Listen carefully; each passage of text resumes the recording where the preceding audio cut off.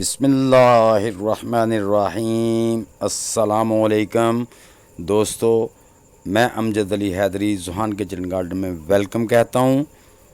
तो दोस्तों, आज मैं आपको समर सीज़न में टमाटर की प्लांटिंग कैसे करनी चाहिए, बल्कि हर सीज़न में टमाटर को गमले में लगाएं या ज़मीन में इसी तरह प्लांटिंग करनी चाहिए। इससे इसकी ग्रोथ बहुत अच्छी होती है। तो दोस्तों, काफ़ी दिनों से एक दोस्त इसरार कर रहा था कि कुछ वेजिटेबल प्लांट लेकर आएँ, हमारे बच्चों को प्लांटिंग करने का तरीका बताएं, गमलों में कैसे करनी है और ज़मीन में कैसे करनी है। तो मैं ये छोटी सी वीडियो बना रहा हूँ ज़्यादा, क्योंकि अगर पूरी वीडियो बनाता तो लंबी हो जाती। ये छोटी सी वीडियो आपके साथ शेयर कर रहा हूँ, उम्मीद है आपको पसंद आएगी। तो इसे लाइक और शेयर कर दें।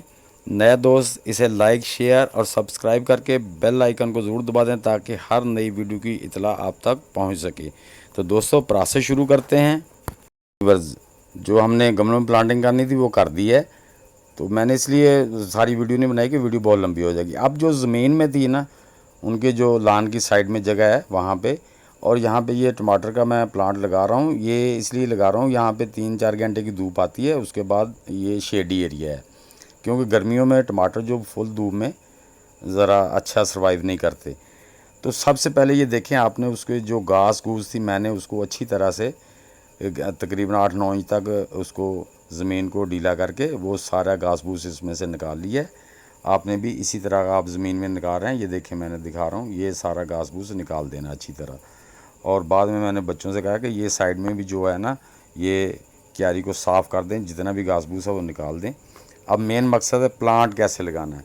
ये देखो, ज़मीन को मैंने तकरीबन 10 इंच तक जो है ना उसको अच्छी तरह नीचे से गोडी करके नरम कर लिया है, यानी कि उस ज़मीन को ढीला कर लिया है, ताकि हमारा पौधा जो है ना उस मिट्टी में उसके रूट्स अच्छी तरह डेवलप हों, सर्वाइव कर सकें।